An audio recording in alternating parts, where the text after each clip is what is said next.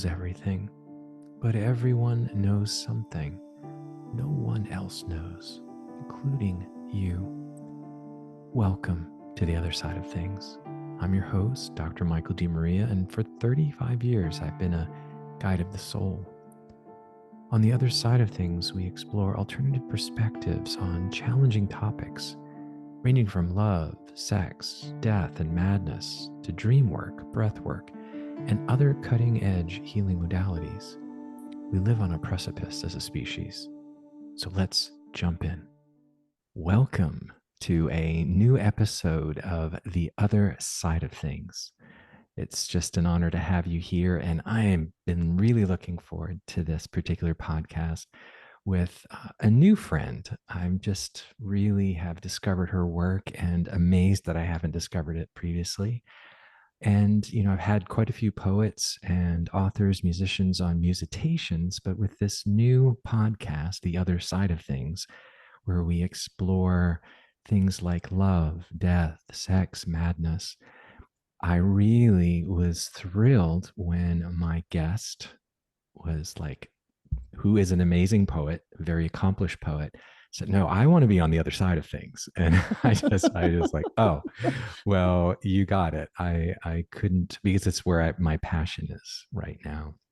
So without further ado, I'm going to introduce our guest. Rosemerry Wahtola Trommer co-hosts Emerging Form, a podcast on creative process. Secret Agents of Change. I just adore that name. A Surreptitious Kindness Cabal. The subtitle's even better. And Soul Writer Circle. Her poetry has appeared on A Prairie Home Companion, PBS NewsHour, O Magazine, American Life in Poetry, on Carnegie Hall stage, and on River Rocks, She Leaves Around Town. So I love that our guest is as comfortable on Carnegie Hall stage and sharing her poetry on River Rocks around town. Her collection Hush won the Halcyon Prize. Naked for Tea was a finalist for the Able Muse Book Award. Rosemerry has been writing and sharing a poem a day since 2006, a practice that especially nourished her after the death of her teenage son in 2021. You can find her daily poems on her blog, 100 Falling Veils, or a curated version with optional prompts on her daily audio series, The Poetic Path, available on your phone with the Ritual app. She is the author of Exploring Poetry of Presence 2, Prompts to Deepen Your Writing Practice, and her poetry album, Dark Praise, explores Endarkenment, which is one of my deepest passions currently, available anywhere you listen to music. Her most recent collection is All the Honey. I have a copy here. It is a beautiful collection and also just beautifully, I hate to say the word package, but the book itself is just a work of art. And in October 2024, she'll release The Unfolding with Wild House Publishing. In January 2024, she became the first poet laureate of Evermore and is helping others explore grief, bereavement, wonder, and love through poetry. So without any further ado, Rosemerry, welcome. It's such a joy and honor to have you here. Hi, thank you. Thanks for bringing me over to the other side. I love that. Well, I've been exploring your work, and those who know your work, you need no introduction, but I was wondering if you could tell us a little bit about yourself and your journey as a poet. I find it so interesting in this world, how someone becomes a poet, because, it's not something as children we're given as an option in our culture, that for most children. So I'm always curious, how did you become a poet? Well, friend, I don't think anyone actually told me I couldn't be Mm, one. mm, So there's that. Although I also knew, everyone knew I was going to be a doctor. Like that was just a given that that was the path that I was on. But I do have this memory from when I was a little girl, probably 10. And I had been writing poems for fun. To me, it was all about play. They were silly and, ridiculous. and joyful, right? And inspired heavily by Shel Silverstein, who Mm. was playful with always the super dark underbelly, and I loved that it rhymed and it was having a good time. So Mm. I remember standing in my bedroom which is in the basement of the house, no windows. And I stood in the middle of the room and I had just read that there were three poets in America who made their living as poets, that there were three people in America. Who knows where I'd read something like that? And Right. surely who knows that was even, but regardless of whether it had any validity or not, I read that and I said out loud, then I'm going to be the fourth. Wow. And I just had this sense of, I love this. I Mm. didn't know what that meant. I wasn't thinking about careers or money or, I just knew that this was something I loved, and then you forget, and you learn that, oh, really people aren't poets and really you should be a doctor. And I even went to, college to be a doctor, and I was, a total math science girl. And and had always kept writing poems for joy. And let's be clear, they weren't very good. So just to anyone out there who thinks, oh, but my poems aren't very good, that's okay. Like, what what overcomes that? If you don't, if you what you lack in talent, you can make up for with stubbornness and devotion and practice.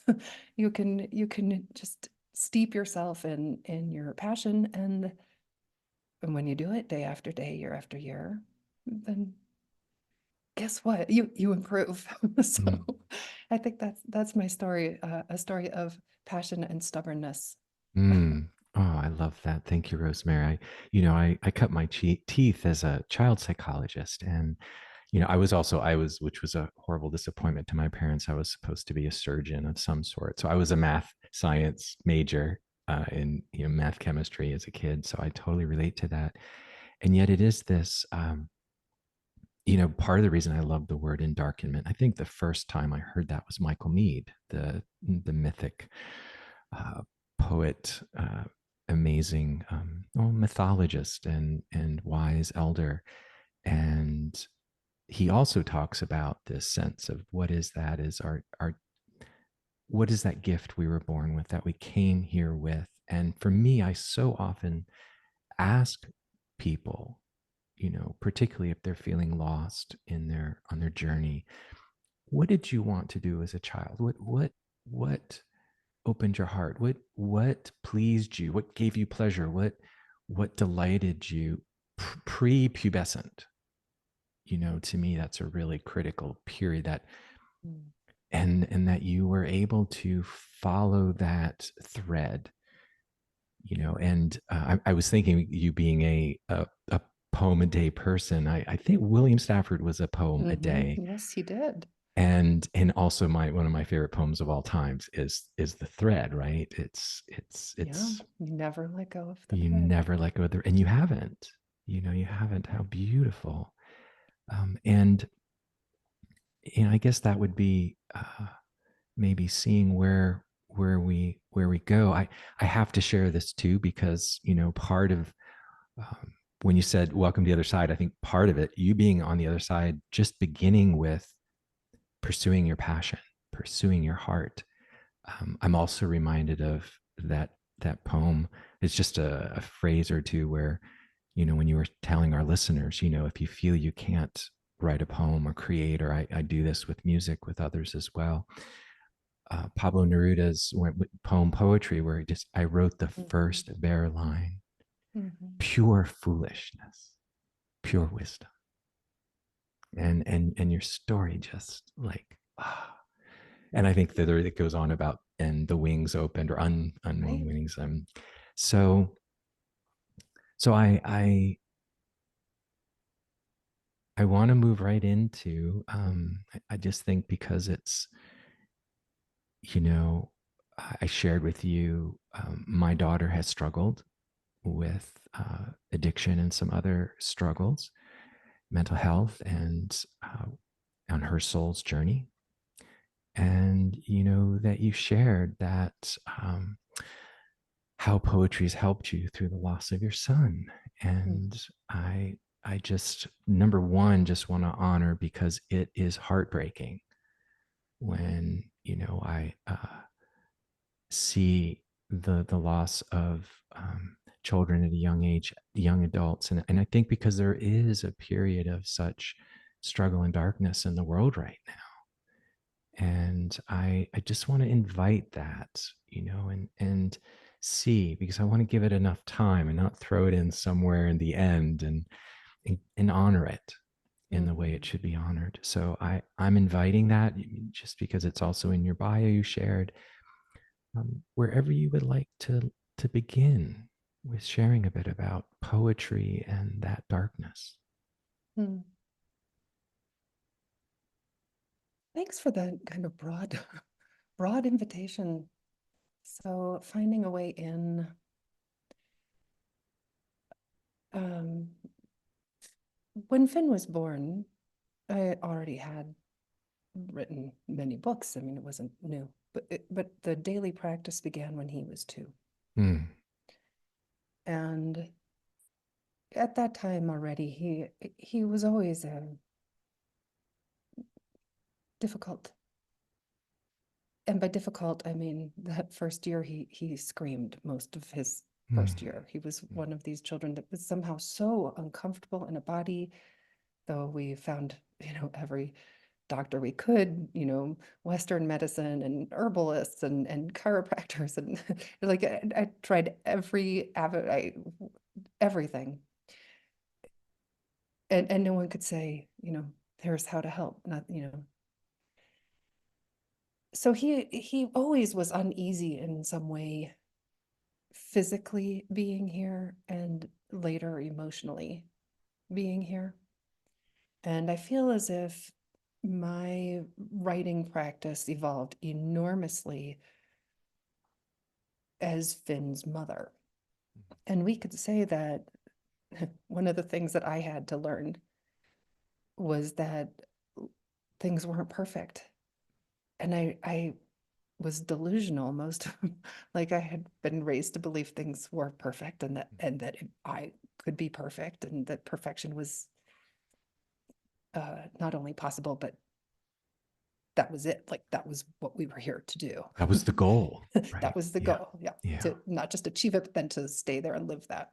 So I think that part of my son coming into my life, part of what that helped for me was to there was no pretending that a child who's screaming for a year is perfect. Like that something is really wrong. Something's wrong. And I for the for the first time couldn't just pretend Mm, things were okay. And I think this really shows, like if you look at the books that I've written, but before he was born and after, there's a really clear change in what these poems look like, and how deep they're willing to go, and how willing they are to engage with the broken world. mm, And as Finn continued to grow, and as I continue to grow, um, I think that the the terrible invitation, which is the only invitation which all of us have, is to show up and meet the world as it is, not the way we want the world to be. And Finn was my teacher in that, in every mm, way. And that became then an incredible teacher for me through poetry, where the poetry became a way again and again and again to turn toward what is true. And the daily practice, this helped because I often would sit down, and if whatever I was going to write wasn't going to be any good, then I wasn't going to write at all, which meant I didn't write very much sometimes. But the part then that was powerful was that when I started writing every day, I knew, well, I couldn't write something good every day. That's just impossible. You're not going to write a masterpiece every day. You're not. So once I kind of let that go, what was I doing? And this kind of evolution then of it doesn't have to be good, it just has to be true, mm, evolved. mm, And this then longing to touch the truth through poetry, letting what's the next true thing, what's the next true thing be what guided every line of the poem. what's true, what's happening outside in the world, what's true, what's happening inside me, what's, even if that truth is paradox, right? Yes. I am so angry at you and I love you so much at the Yes. same time, right? Yes. This is so hard and I wouldn't be anywhere else, right? Like these kinds of paradoxes. Yes. So I feel like my evolution as a human, my evolution as a poet, my evolution as a mother, these things were all very hand in hand. And then became the training ground for, I don't think, Michael, I'm not trying to suggest that we can prepare for trauma. Um, although I can also say that because I had a daily practice in place for 15 years before Finn died, when he died, I didn't shut down, right? I had a practice of showing up every day and wondering what's here, what's true now, what's true now, so that it, I think, is part of what allowed me to stay present in the hardest time of my life. Yes. Ah, thank you. Thank you, Rosemerry, I want for to all say of to, that. I want to also Please, say please, please. that Finn was also like this astonishing light, right? Like he had, it's almost like he had like to manufacture all of this light because he came in with so much darkness. And I think that part of the reason that he shined so brightly in the world, which he did, he was, a straight A plus student, and he was, like doing backflips off his skis and won the fencing championship and the chess championship. And like he was this super intelligent, beautiful dancer, tap dancer, hip hop dancer. Like he just, and was this loving, empathic, compassionate being. So there was also, in addition to this kind of constant pain that I think he was in, both physical as a child and mental as he grew. But he compensated for that, I think, by just like this radiance, just radiance. So I want to give a fuller picture of him than I think I did in that first conversation. Thank you. I feel Finn is still radiating and Oh yeah. feel his presence. And I just really want to honor Finn and his presence here now. And thank you for all of that, the light and the dark, and how they dance together. And yeah, I mean, it's interesting to me that, and many people don't know this, but doing, practicing for 33 years as a Jungian oriented psychologist, and kind of specialized with madness or psychosis, or those that others said couldn't be helped. Part of that was because, and I've shared this previously, that my grandmother was diagnosed at 27, 1944 with schizophrenia, and spent her entire life in a state hospital. And I've had my times of, I've been imminently fingertip hanging suicidal feelings 3 times in my life. And I've experienced psychosis, what I call soulcosis. Mhm. And what so many people don't know, as you described with Finn and my daughter too, a straight A student, amazing singer songwriter, amazing, uh, athlete, all of these things. And also what I want to say is, so many people who end up having a psychotic episode or suicidal attempt or suicide, they have tended to be high achieving when they were young. They're children. They're very similar things you're talking about. They tend to have been the caretaker in the family, or at least the person who, a lot of times, there's been a lot of light as well as struggles. And often, when, particularly, I think in this world, particularly intuitive feelers, which I think of as, so many of us creatives are intuitive feelers, and we live in an extroverted thinking society, and we are not seen, we are not heard, and also any pain that we are carrying or any darkness we are carrying is pathologized, maybe even demonized, or definitely pushed under the rug. And that, to realize, when, for those out there too, whether this speaks to you or someone you love, that, honoring, and the word you said, the phrase you said was so beautiful, it doesn't have to be good, it just has to be true.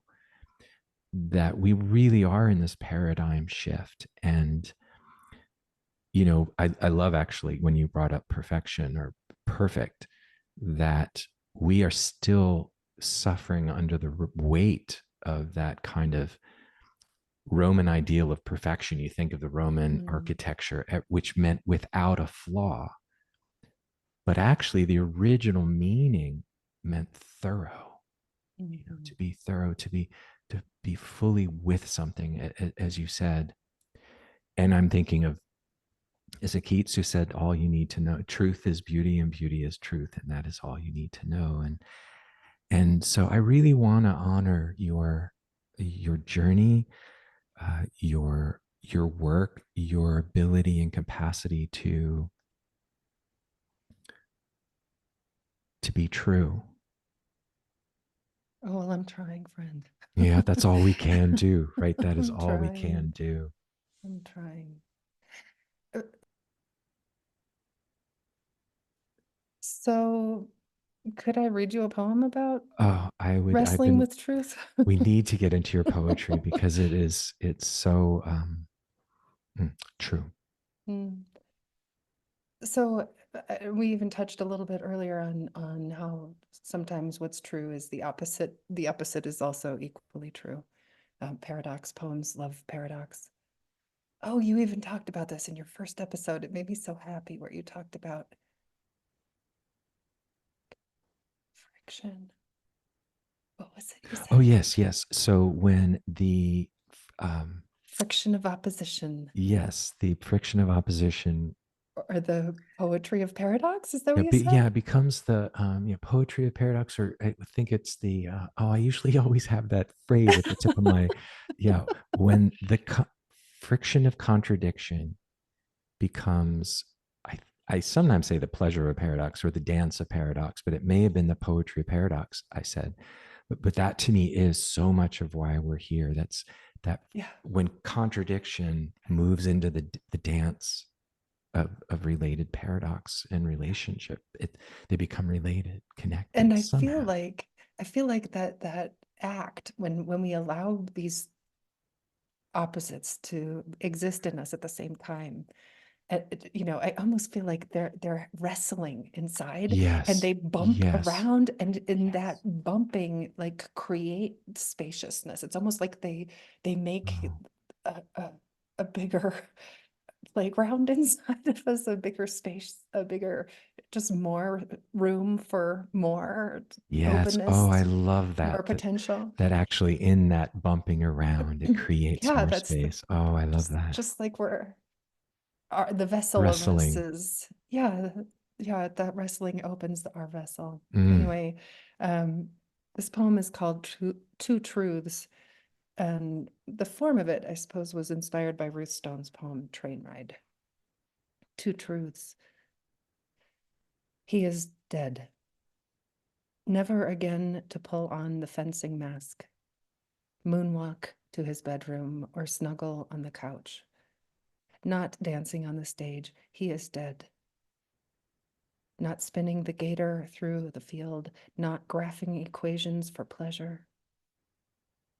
Is he dead? Asks the heart. No, he lives on forever. In the scent of lemon, in the cloudy ice on the pond, in the buds of the lilac tree, in the song on my breath, he lives. In blue sky, in comet, and field.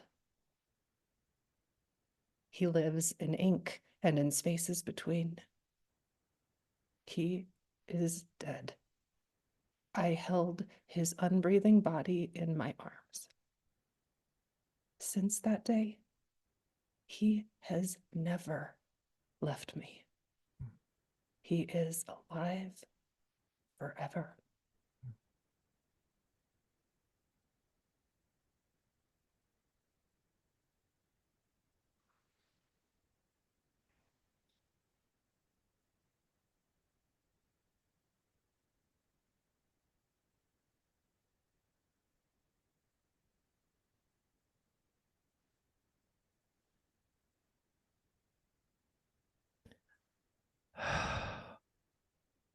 Aho.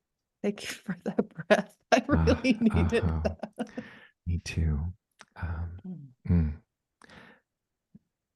I was going through my, my parents being in my arms when they were, quote, dead. And yet I've come to truly know they have become more present through their physical absence. So they are living here Mhm. and here. Thank you for that, the gift of that word art. Mm. How can we support those who may be, because the other part, the musitations, the whole message of that entire podcast was that creativity is the only true response to human suffering that transforms in some way. That to me, it's such, it's so, it's such a, it's such a problem in our culture. My Blackfoot teacher who guided me on my first vision quest, um, and it may seem like I'm going a little far afield, but it's wanting to be said. Maslow's hierarchy of needs, where the being level values, which includes creativity, is at the top of this little pyramid, this little. And actually, he had been with some of the Blackfoot I studied with. He had actually, I got to meet the gentleman who his grandmother had, when Maslow was there, and the pyramid was actually kind of based upon their teepee. But when they were able to read the book, his grandmother just said he got it completely upside down. Said, when we are hungry and there's no food and there's no water and we don't know how we're going to get through the next day, that's when we dance and we sing and we share our dreams. And that's our food. And that's what we've lost. That, so I just had to say that. Um, Thoughts? There's a that's gorgeous. I couldn't agree more with that. Like when in our most desperate place is the doorway for song, for poetry, for and in communion. That's something beautiful that I also heard in what you just said, is not just us, but this Together, coming each other. together of how we bring this creative collaborative energy, how that is part of the way forward, right? Not just Yes. writing alone in our own Right. room, Right. but bringing that into the world and with others. And two things, I suppose. One is that one of the poems that most inspired me after Finn's death came from Gregory Orr. This is just a part of it. If you don't mind, I'll sing it because Please. that's how I Oh, remember. please. Sometimes Yes. it helps, giving things a tune Yeah, helps me it's a remember them. mnemonic device. I love it. I mean, I could do it without singing, No, but no, no. why? Please, please. Um, so this is just a fragment of his poem, but it starts this way. Not to make loss beautiful, but to make loss the place where beauty starts, where the heart understands for the first time the nature of its journey. Not to make loss beautiful, but to make loss the place where beauty starts, where the heart understands for the first time the nature of its journey. Mm, And there they are, right? There's the dancing in the time of yes, desperation. yes, yes. Right after, shortly after Finn died, my friend Kayleen Asbo, who's a pianist and cultural historian, and she leads Mythica, which is this fabulous online community. She's Yes. just a radiant, incredible human being. But she had this idea to create, I'm just going to, I'm trying to think, how do I abbreviate this story? She ended up creating poem, music, a suite of music for 18 of Vincent Van Gogh's. Mm. Vincent Van Gogh. I didn't know it's supposed to be Van Gogh. Vincent Van Gogh's um, paintings. She chose 18 of them and wrote music to go with them, and then asked, would you do this with me? Like, do you want to write poems to go with Mm. this? And I did. And I just said yes, because I'd say yes to anything she asked, right? She just, do you want to teach a class on Klimt, on Dante? Like, yes, whatever you want, Kayleen Asbo. But what I hadn't thought of course, when I said yes, was the fact that Vincent also was this gorgeous creative who had been born into a real darkness and had found ways to shine, Yes. and how he too, had madness, and he too chose to take his own life.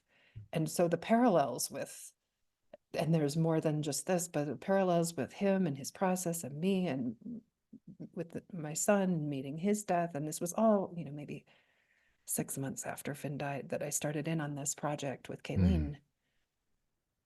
But Michael, my God, the healing in that, of bringing together Vincent, Kayleen. There is a bunny on my porch looking in the window right Oh, now. I love it. Oh, There's more about that, but please. Finn always comes as a bunny. Mm. So there he I was. have chill truth Hi, bumps. sweetheart. Not surprised. Hello, hello, Finn. Welcome, welcome. Welcome, sweetheart. Mm. Mm. So bringing in Vincent's art, Kayleen's art, and then joining them in my own space, there was this certainty, Michael, that I was not alone, Mm. that this most difficult time of my life, that the pain that I was feeling, that the beauty that I was experiencing, that the love that I was feeling, and the grief that was devouring me, that all of this is such a part of what it is to be alive, and that I Mm. was so companioned, so Mm. carried. Mm. So I think that that's all speaking to that beautiful wisdom, of what of course the creative part is also, it's what informs, it's what infuses the most difficult time with possibility. Yes. And especially when we share with community. I love all of that, and I love that these synchronicities happen often on this podcast. We had one where it was an eagle, the last podcast, which was connected to this person I was interviewing. There's her stepfather who basically saved her life when she was a kid. She said he always shows up as an eagle, and there's one sitting out literally out my window here.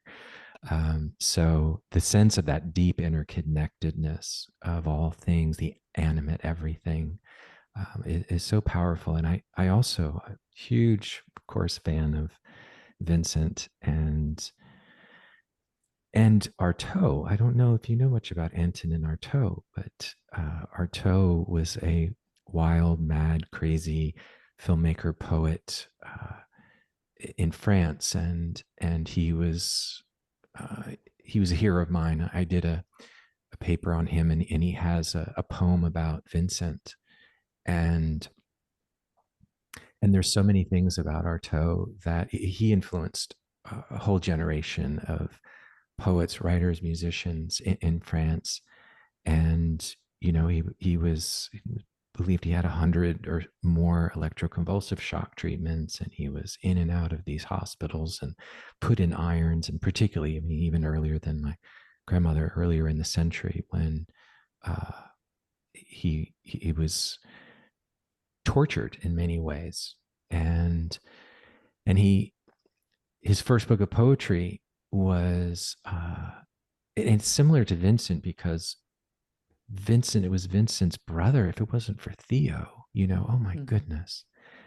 And I'm wanting to connect to the But sense of if it wasn't for connection. Theo's wife, Right. Jo, who's the Yes. one who Yes. really, after Theo died, Yes. Jo is the one who went and found and really believed in it. Like Yes. the woman who no one ever hears about in this story Oh, is the only reason we have the story. and isn't that so often the case?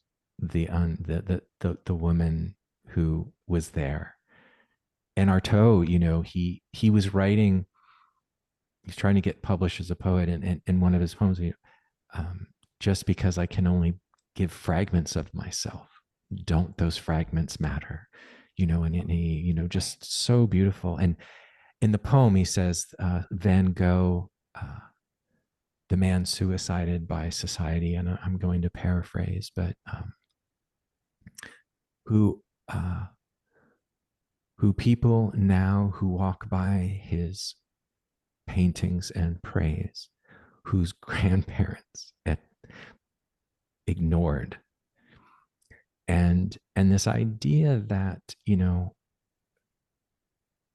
I think of our creativity as like the the fruits we're here to bear, Mhm. and whether it's the apple tree, that whether and what kind of tree are we is such an important question.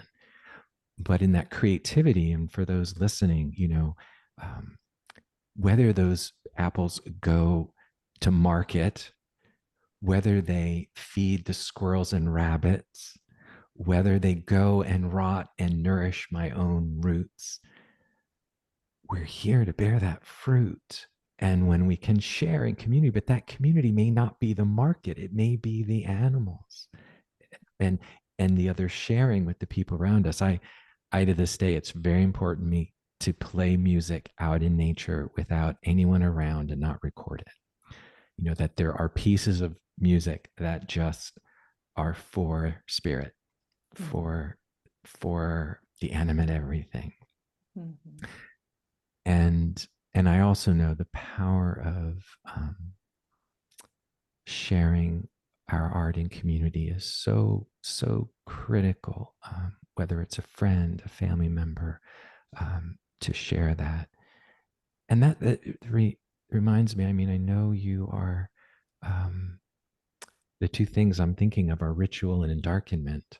And unless you want to go somewhere else, but those two things are that were in your bio that have stayed with me.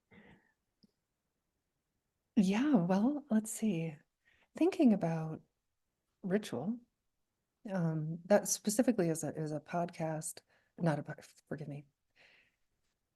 Ritual is an app, a phone app, and I just have one program on it Okay. called The Poetic Path. But the whole idea of it, I suppose, is that poetry allows us to see the same world in a new way. Mm.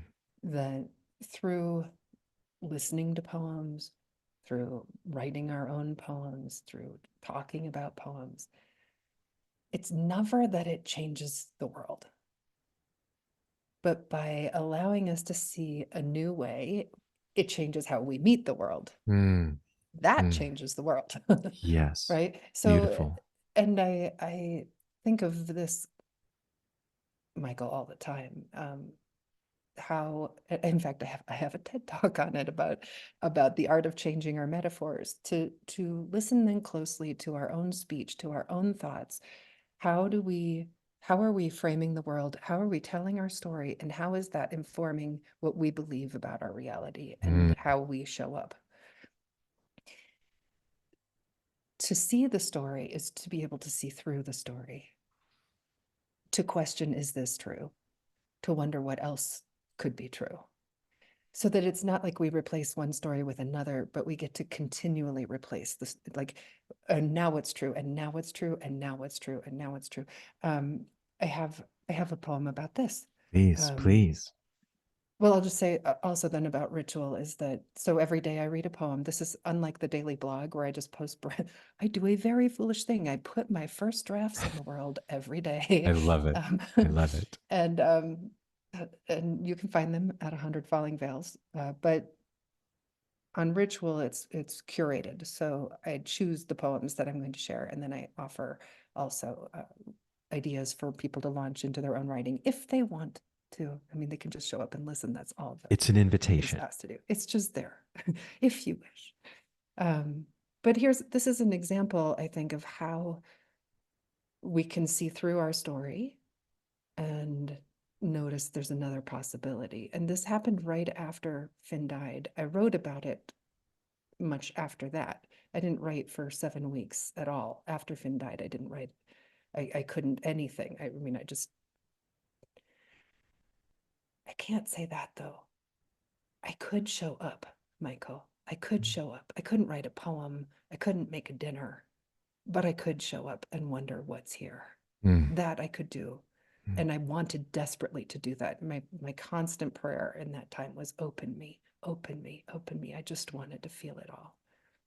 So I wrote about this poem maybe months after this experience, but it's called The Invitation. 2 nights after he died, all night, I heard the same one-line story on repeat. I am the woman whose son took his life. The words felt full of self-pity, filled me with hopelessness, doom. And then a voice came, a woman's voice, just before dawn, and it gave me a new shade of truth. I am the woman who learns how to love him now that he's gone. It did not change the facts, but it changed everything about how I met the facts. Over 100 days later, now 3 years later, I am still learning what it means to love him, how love is an ocean, a wildfire, a crumb, how commitment to love changes me, changes everyone, invites us to bring our best. Love is wine, is trampoline, is an infinite song with a chorus in which I am sung. I am the woman who learns how to love him now that he's gone. May I always be learning how to love, like a cave, like a rough-legged hawk, like a sun.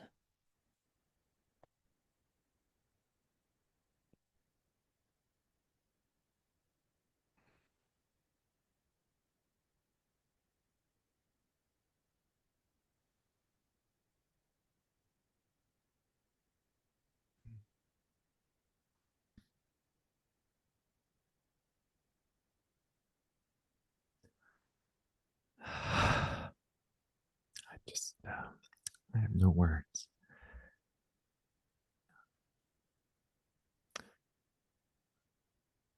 I often say my goal as a musician to help people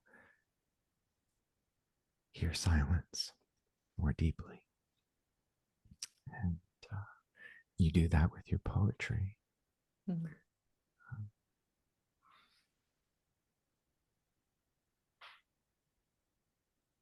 And I want to thank you for framing the poem with silence. Oh, That's really beautiful. It's really so honoring, Michael. I'm a little stunned by how grateful I am.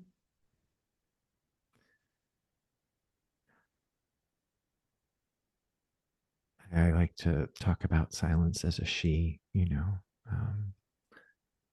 I often, if when I perform, I'll ask people if you really are moved, uh, please don't clap. just, just yeah, we can sit together in the silence. Isn't it Robert Frost? We sit around the circle and suppose where But the the secret bit sits in sits the in the middle middle and and knows. knows. Yeah, Yeah. yeah. Well, it's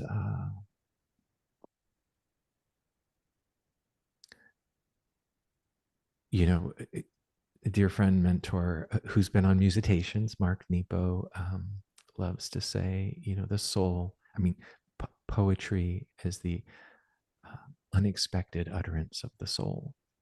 Mm. And it comes as a teacher that we apprentice ourselves to that teacher.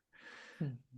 And your poetry to me, when I read it, it just but there's nothing like you sharing it, though. Oh my goodness! And in because you are the resonation of the voice and the words and the presence all together, and so much of that's why as both a I didn't know what kind of tree I was as a kid, but I certainly was being told I was a doctor tree. And I just knew that uh, there was uh, a different way of moving through the world than I saw adults and people doing. And when I first started finding my people, other creatives who move through the world by fully meeting it and embracing it, and then responding with something true from within themselves. It's like, oh, these are my people. Mhm. And I do feel like there are it's an interesting thing of I actually think of people, my vision quest, my teacher said, before you go out on your vision quest, you have to, ask who are your people. And, I hate to tell you this, but you're not Blackfoot. And, but who are, because you won't be given a vision if it's for you, it has to be for your people. Mm. And I went out and I saw fasting on land and came back and, you know, had just, oh, my people are all people. He goes, bad answer. Get back out there. Go Get back. back. Go back. Start We're gonna over. start over. Try again. So it's like, I prepared like 6 months for this journey, and I'm like, it's the sun setting, and I'm like, um, who are my people? And I literally get on my knees. I'm like crying. It's like he's not going to take me out there, And I hear a voice and the sun setting. It's like, your people are people of the twilight. And I'm like, who are the people of the twilight? Your species is at a time of twilight on the planet. Mhm. And the people of the twilight are those who have a foot in both worlds. And also those who have become lost between the two worlds or feel most Mm. comfortable there. Those are your people. And that the people of the twilight are not the problem. They are the ones who will be most helpful during this period of twilight on the planet. Mm. Went back and shared that with them. And he was like, good answer. So I just want to honor that you are such a soul sister. You are such a person of the twilight. And I mean that in the sense of meeting, you know, Rilke, where, what is it? Where life and death are at one in the elegies. I'm quoting someone. I don't know where that comes from, but that you are standing in that space as you write the best you can. And when we can, and we can't, I try to be in that place when I play. I go somewhere else in some ways. It doesn't even quite feel like I'll hear some of my music. I have no idea who played that or where that came from. Mm. But I just really want to honor the courage to walk into and stand in that fire and signal through those flames when you can. Right. What a beautiful story, Michael, about how you met the Twilight people. I'm thinking then about standing with a foot in each world, which is where I think for so long I resisted the dark. Yes.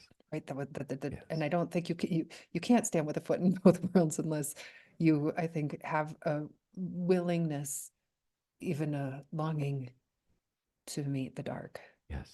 And I remember really well, like the moment that happened for me when maybe 10, 12 years ago, I was listening to Rilke. So you invoked him, and here he is again. And I have a song, but I won't sing it, but I will share this poem, or at least a part of it, that was the doorway for me to fall in love with the dark. And it's Rilke, and the poem begins. This is a version by Robert Bly.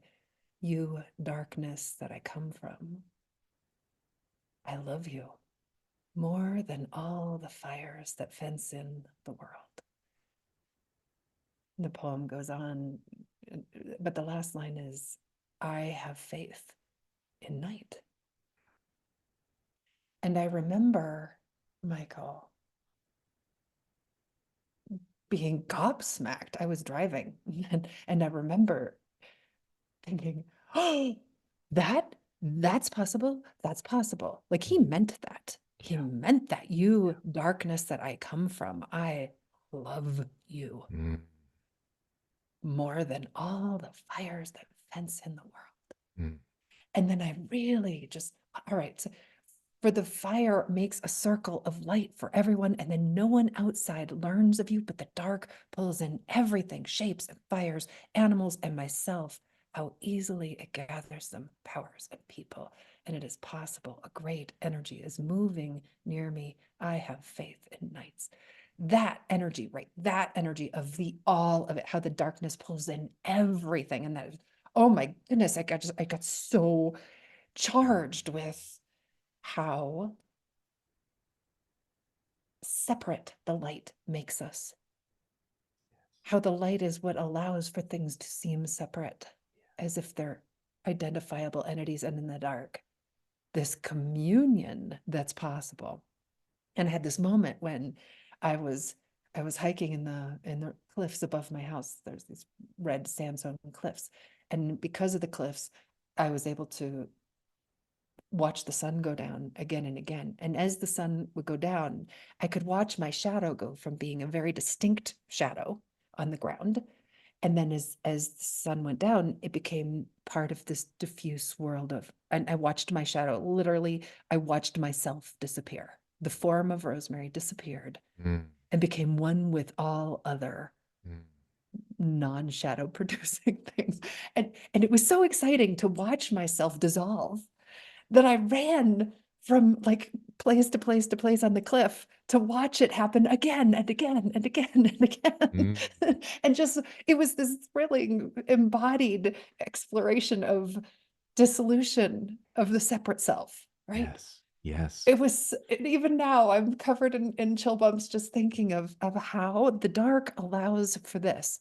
And for so many things. So on the Endarkenment album, each of the poems, and it's done with a guitar player, Steve Law, and it's free, by the way. Like on YouTube, there are videos that go with it, and you can also find it, anywhere you listen to Spotify or whatever. But the the thing that all the poems do is just notice how that during the dark, that, you know, what kind of play is possible that isn't possible in the light, what kind of listening is possible that isn't possible in the light, what kind of opening is possible, what kind of sensuality is possible, what kind of, yeah, madness is possible, what kind Yes. of quietness, what kind of intimacy. And so the poems are all these explorations of just how essential the dark is for our humanness. Yes. And I think that it's only in that, Michael, in that ability to completely, utterly fall in love with the dark, Mm. that allows for that twilight navigation, right? I think that's what it took for me. I don't know about anyone else, but I do know that for me, until that happened, it was still about the light, baby, which is Beautiful. missing half of it. Yes, 100%. Absolutely.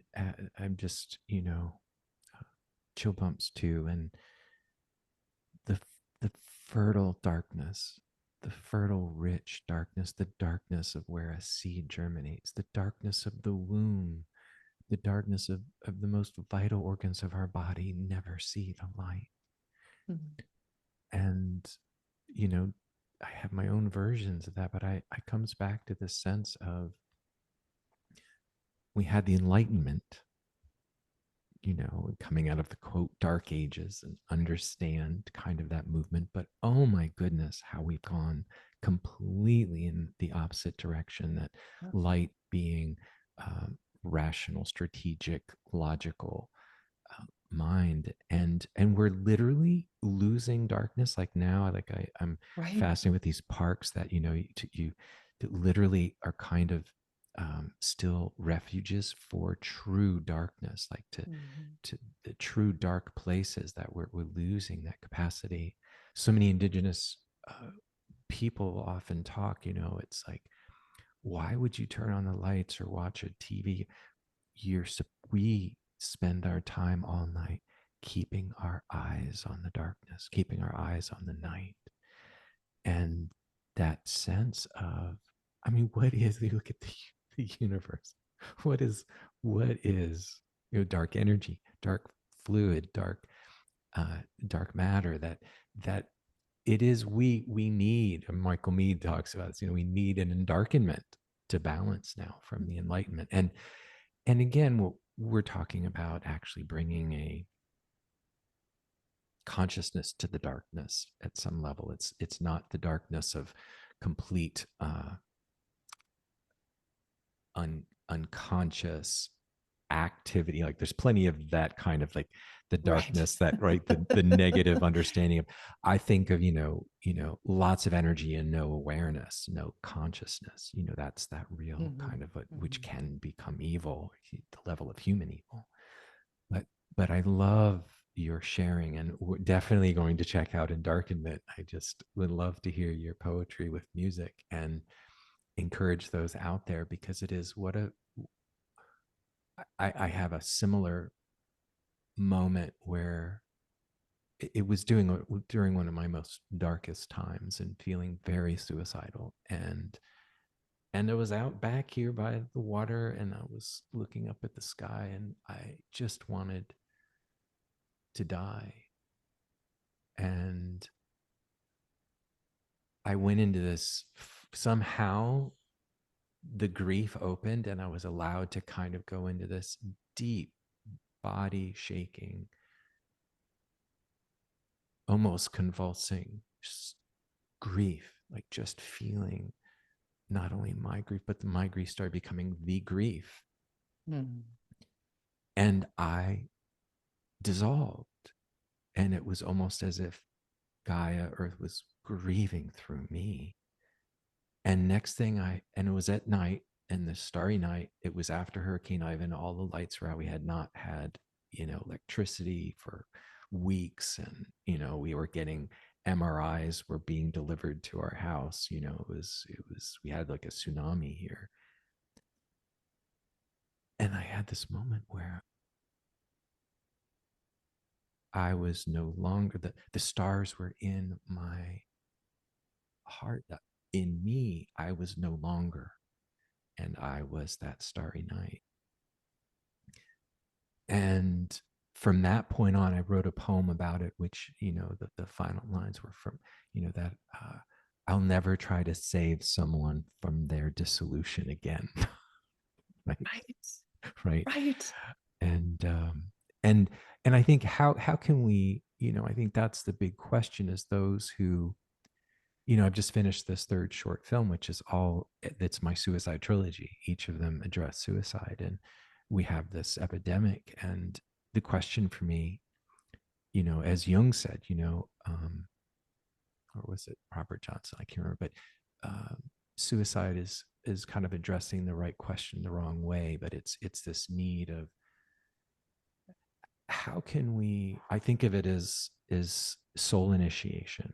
The difficulty is, my native teacher actually said, both in my psychosis and suicide, he says, your soul is trying to initiate it with no elders around. How Mm. how do we become a doula, or how do we allow those, and to have the dissolution. uh, Actually, I think the Jung quote was more, if you can, or Robert Johnson, who worked directly with Jung, was one of my dearest mentors. Um, and I'm aware of the edge of this with Finn right now. If you can kill yourself without causing bodily harm, please do so. You know, and we don't have that available, which is what I would call as soul initiatory practices and communities, to support those who are in that darkness, that need also space held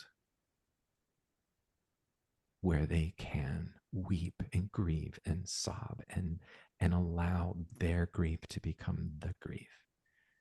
Because my teacher would also say, if grief could make a sound, you couldn't hear anything else.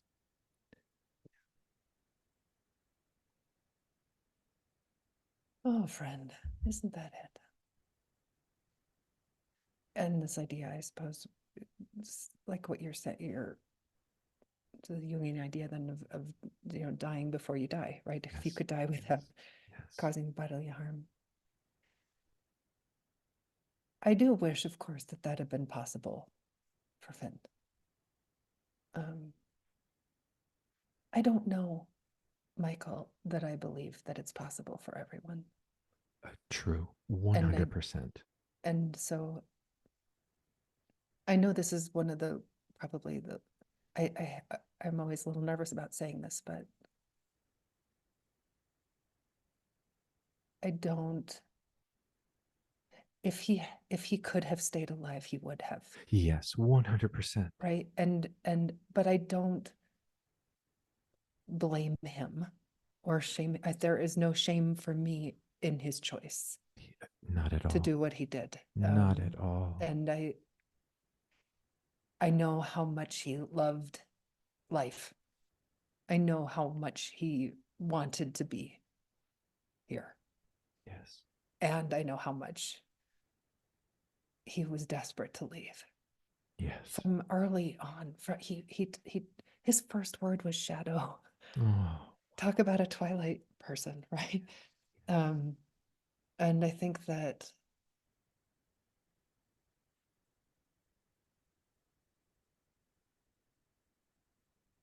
right after he died, it was a week after maybe, I I had gone to a friend's house, and walking in the door, she put on this music. It was she said, play solo cello, Alexa, because she knew that that's what would soothe me. That's what I always wanted. Solo cello. And then we went outside for about 5 minutes, and we came back in. And when we came back in, it was playing Laurie Anderson. I don't know if you knew her. I adore Laurie's work. Yes. And it was, as I walked in, I said, oh, it's X equals X, which would have very much appealed to Finn. He was very, very mathematical. I would have liked to have said, say yes to the world as it is, but I should have said to him, let X equal X. Mm. Mm. And then I started listening to the song. And when I walked in, the part of the song that was playing was this part that says, I, I feel like I am in a burning building and I gotta go. And then it repeated and then it stopped. Mm. If you know that song, you know that's not the end Yes. of the song. Yes. And I was like, wait, why did it stop? Why was it on and why did it stop? And there were so many of these kind of mysterious things that happened after he died that, I'm just not going to pretend they didn't happen. I don't know why they happened, but I'm not going to pretend that it didn't either. And it could just be me putting a bunch of meaning onto it, but there's the meaning to be made. That this message somehow, I feel like I'm in a burning building and I gotta go. And that was it. Life was always a burning building for him. It was hotter and hotter and hotter and hotter. And if he could have died without bodily damage, I think he actually did, I think, again and again. And then it was just too much. Yes. I'm in a burning building and I've got to go. Yes. Oh, absolutely. And thank you so much. This is so important, and actually kind of where I hoped we land, because the whole time you're talking, I just hear Nietzsche's Amor Fati, Yeah. the love of fate, that in my cosmology of, because of the element that informs so much of my life is the river, and the river of life, and what's happened upriver has happened, and it's part of the river. It's part of this extraordinary unfolding of whatever this mystery is. And and to imagine that the river could go somewhere else. Well, it's like, the Corps of Engineers who, try to straighten the Mississippi River and cause tremendous flooding. And they go, oh my gosh, those twists and turns, they're there for a reason. Oh, they literally had to undo all their engineering.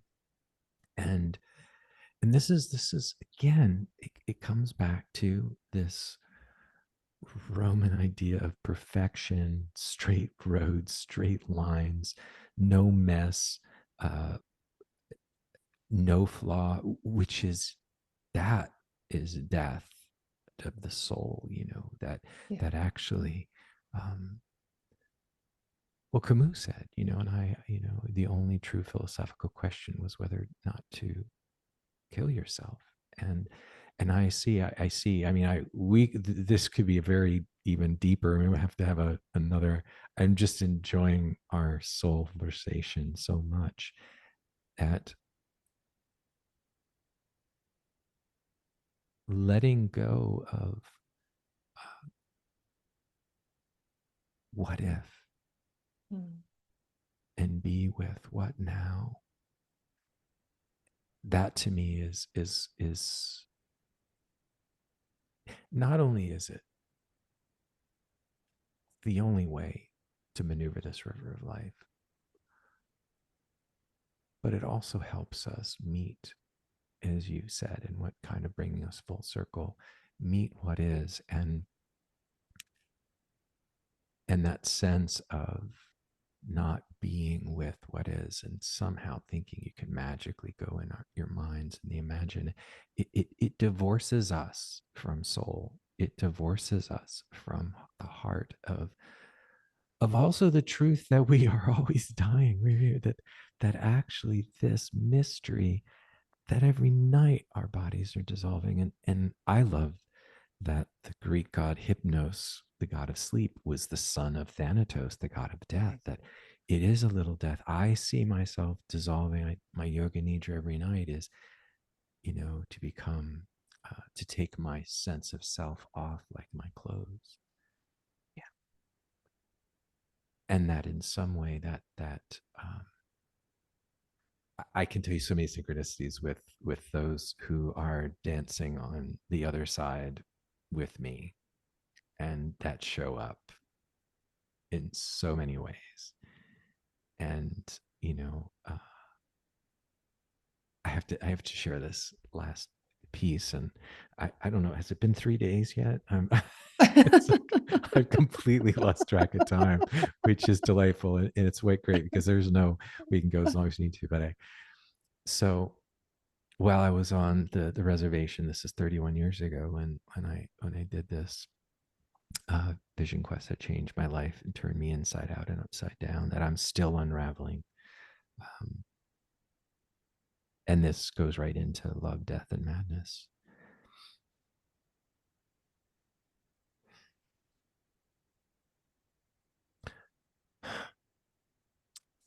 There was a woman picking berries. It was huckleberry season.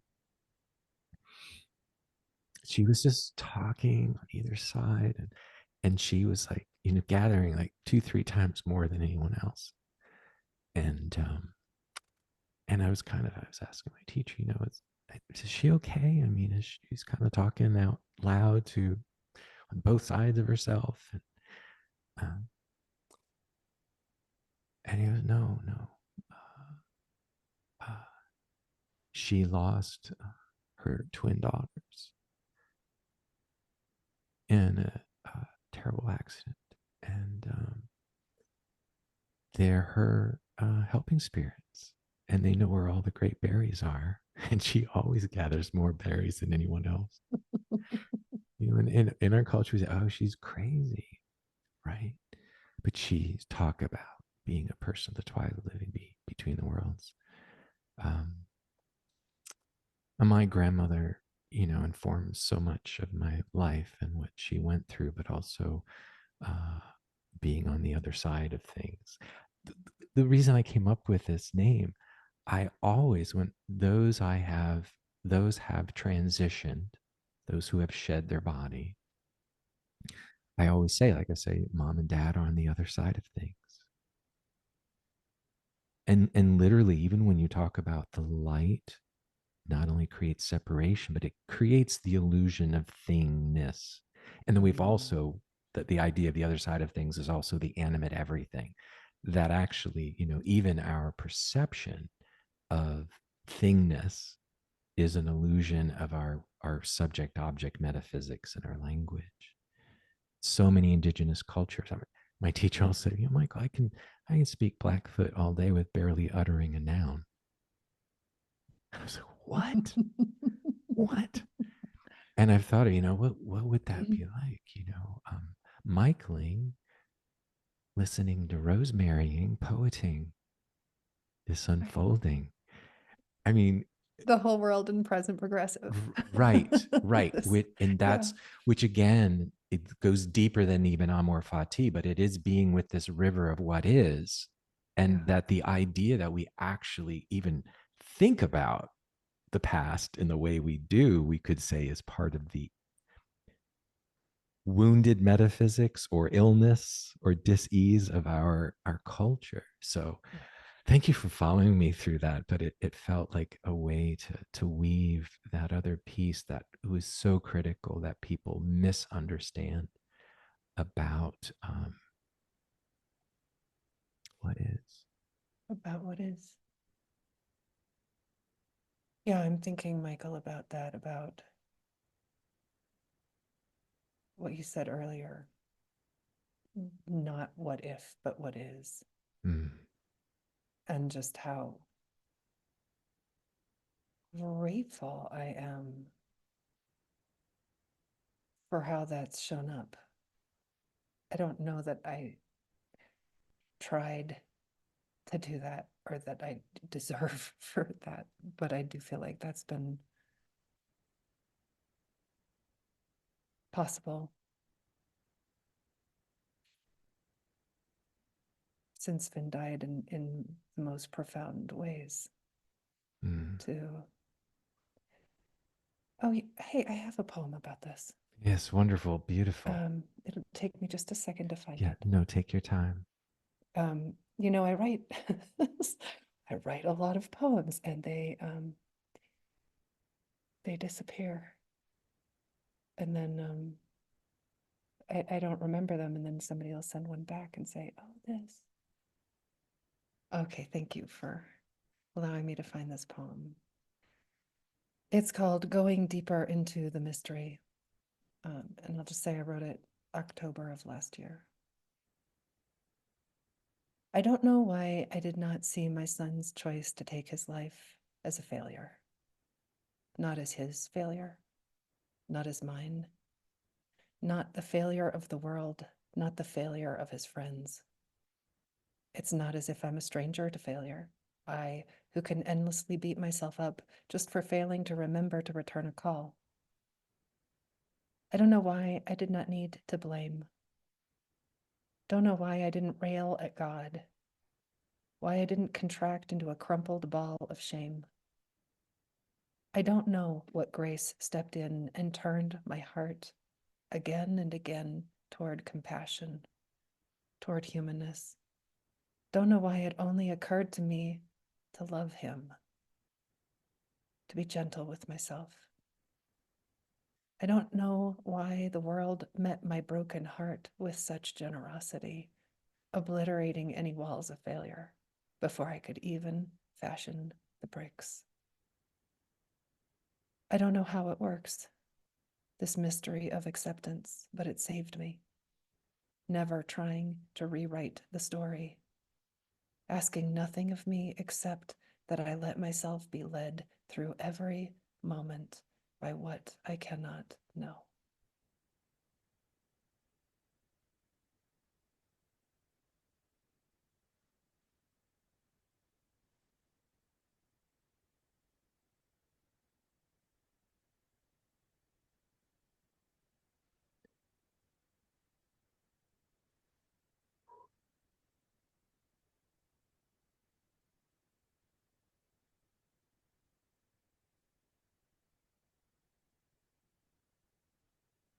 Mm. Such spaciousness of heart. Such spaciousness of heart. As you were reading, I was just with all of these moments that I've struggled with my daughter.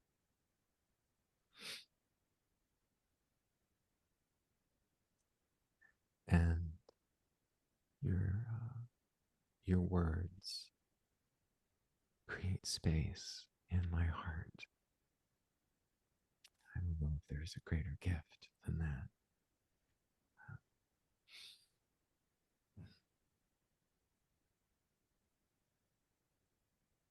Mm.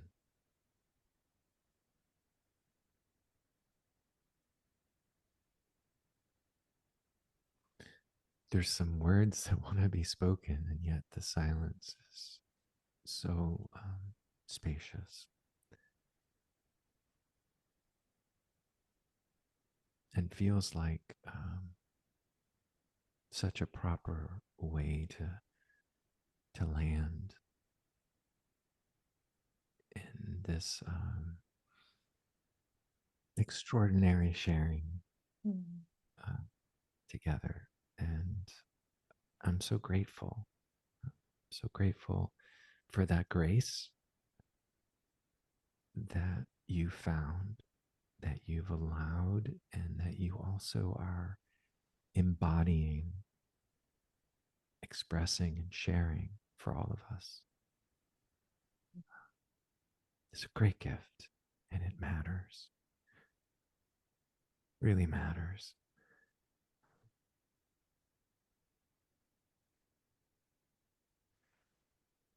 I don't think we could say I found it, friend. That just sounds too, Mm.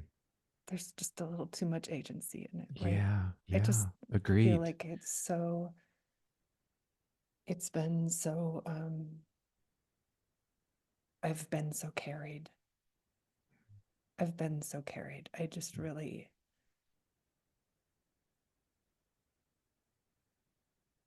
realized, continue to realize how very little is asked of us. Mm. How through zero effort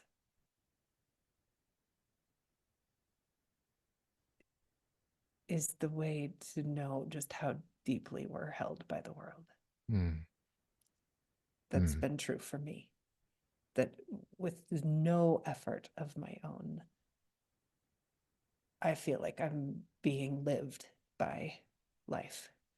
And the I think that's what's at the heart of that poem. I just, I don't know. I don't know why. I don't know why that's how it is. I just know that that is how it's been. But Oh, it wasn't me doing anything. I just really feel like I need to be like, I yeah, don't think no, this no, is something I that's, could have tried to do. yeah, yes, yes, Yeah. and yes. Um, yeah, I consider when I'm truly playing, I'm not playing, I'm being played. And that my job is in life is to become as empty as my flute. That yeah, yeah. Well, I loved your poetry before this podcast, but now I'm I've become a fanboy. so, my goodness, um, I'm so grateful, and I see this. You co-host Emerging Forum, and I feel like that's been a place we've just been in this place of emerging form and trying Mm, to simply be with what was arising in our time together, and it's such a rarity to have a guest that can really allow that as well. So grateful. And before we finish, anything you'd like to share with our listeners about your work, your up and coming book, your anything that you like to share for those who might want to find out a bit more about your work in the world? well, uh, I'll just say that if you are interested in doing your own writing, there are so many ways to play, and you don't have to be any good at it at all. Just just show up with a pen and see what happens, know that whatever you do, if even if when you sit down to write you don't, that's a big part of writing is not writing. So that's one thought. And then another is the thrill I have about this new book that's coming out, Michael, that's very apropos of our conversation today. It's called The Unfolding. Comes out in October, and it's although all the poems are written since Finn and my father died just 3 months after Finn. So there's this, period of just, oh, such a difficult time of loss, which opens up this threshold of mystery and all the things we've been talking, right? Mm, It I think is a if we're if we let it, which sounds like too much agency again, if we're open to it, if we can be opened, this is a way into that twilight mm, that you were speaking of. And in that twilight can be such profound beauty and generosity and abundance and uh, praise. So really the new book it's a book of praise poems. In fact, I think of everything as play. To me, it's just it's all play. Even the most difficult poems, have elements of play in them. And so part of this book is that the 4 chapters are all words I've made up for praise mm. that are more nuanced, like Veruleia, which is I love maybe it. what we've been talking about, Yes. Veritas plus Alleluia, which is the praise that comes when we say yes to the world as it is instead of the way we want it to be, or Mm, Sarom, which is sorrow plus Om, and how we can find ways to praise, even not even in, but only in the times of the most difficult chapters and our devastation. Those people dancing through their devastation that you described yes. earlier, right? This would be Sarom. So, so there's this element of play in that book, even though it's also, and it does go from like very somber to super sexy, and it definitely is an embodiment of love, death, Sex and Madness, which, Mm. and by the way, Kayleen and I taught a class, I realized many months ago, maybe a year ago more, on Klimt called Love, Sex, Death, and Everything. Oh, I love it. I love it. Which And I love I was, Klimt. oh my God, me too. And boy, did Klimt embody love, sex, Oh death, my and gosh, right? everything. Yeah, Everything. yeah, yeah. Anyway, I hope people will look at All the Honey, which is the poem. Most of the poems I read from today are from All the Yes. Honey. But thank you for letting me talk about the new book, which is a lot of energy for that right now in me. Yeah, no, we'll have to definitely get that. I'm very excited about it. And again, thank you. You also live in one of my favorite places on the planet in southwestern Colorado.